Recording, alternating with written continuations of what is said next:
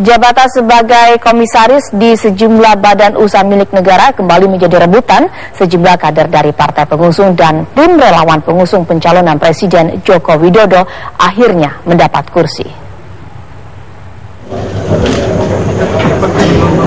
Pekan ini perombakan jajaran direksi komisaris di sejumlah BUMN besar kembali bergulir. Meski hanya merupakan agenda rutin bagi perusahaan, masuknya sejumlah nama-nama yang bukan profesional layak menjadi catatan. Pekan ini dalam rapat umum pemegang saham di 3 bank besar milik pemerintah, terdapat 3 orang kader Partai Demokrasi Indonesia Perjuangan atau PDIP yang naik menjadi komisaris. Dalam pergantian direksi dan komisaris Bank Rakyat Indonesia, pemerintah telah menempatkan Alexander Sony Keraf sebagai salah satu komisaris.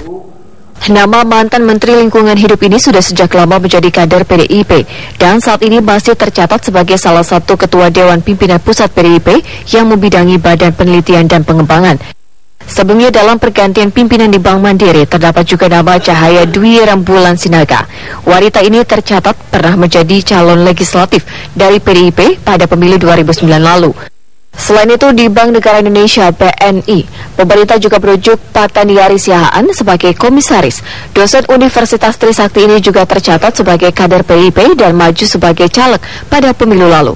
Namun Menko Perekonomian Sofyan Jalil mengaku masuknya orang partai ke dalam direksi BUMN adalah hal biasa dan sudah terjadi sejak dulu. Sepanjang memiliki kompetensi, kader partai politik dianggap memiliki hak untuk masuk ke BUMN. Karena selama ini juga itu terjadi selama bukan orang aktif partai. Mantan anggota DPR nggak apa-apa punya yang sama, ya, dan biasanya itu mayoritas adalah orang-orang profesional.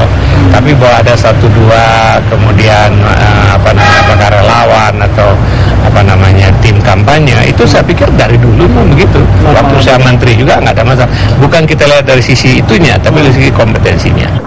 Selain kader partai politik, pembagian jatah kursi di BUMN juga sampai kepada tim relawan dan pendukung Presiden Joko Widodo.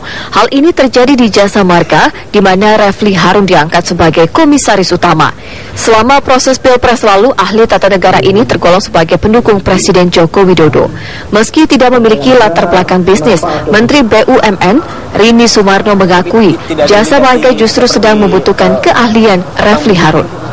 Di Jasa Marga ini banyak sekali juga urusan pertanahan, urusan pengembangan ke depan, mengingat kita makin mendorong pengembangan jalan tol di Sumatera dan macam-macam. Kita mengkhawatirkan bagaimana kita bisa membangun dengan cepat, tapi secara hukum kita tetap terlindungi. Makanya karena itu kita menganggap orang seperti Pak Refli dapat membantu.